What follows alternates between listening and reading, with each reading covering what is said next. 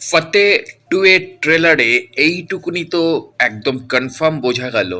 যে বিজয় রাজ এবং নাসিরুদ্দিন শাহ দুজনে কিন্তু এখানে পুরোপুরি অ্যান্টাগনিস্ট চরিত্র, এবং কোথাও প্রোটাগনিস্ট বলবো না, একটা অ্যান্টি হিরো যেন সোনু সুদ। তো সোনু সুদের কাছে বড় চ্যালেঞ্জ আমি বলবো না, সে সন্দীপ রেড্ডি ভাঙ্গা ভারতীয় ফিল্ম মেকারদের কাছে একটা নতুন ব্রুটাল ইন্ডাস্ট্রিকে তৈরি করে দিয়ে গেছে, যার জন্য পরপর পরপর আমরা প্রচুর ব্রুটাল সিনেমা দেখতে পাচ্ছি। তো ব্রুটালি সিনেমার যে দৌড়, সেই দৌড়ে কিন্তু ফতে আরেকটা সংযোজন হচ্ছে। এবং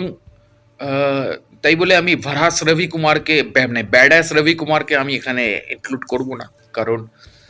ফতের যে প্রেজেন্টেশন সোনু সুদ দিতে চাইছে সেই প্রেজেন্টেশনের মধ্যে আমি যেটা দেখতে পাচ্ছি, এটা মানে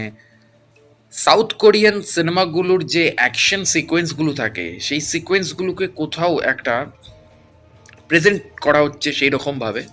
কারণ এই প্রত্যেকটা অ্যাকশনের মধ্যে আমি কোথাও সাউথ কোরিয়ান অ্যাকশন বলুন বা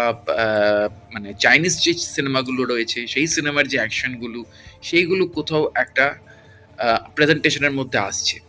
কিন্তু ঘটনা হচ্ছে ফতের সবচেয়ে বড় প্রাপ্তি আমার কোথাও লাগছে যে বিজয়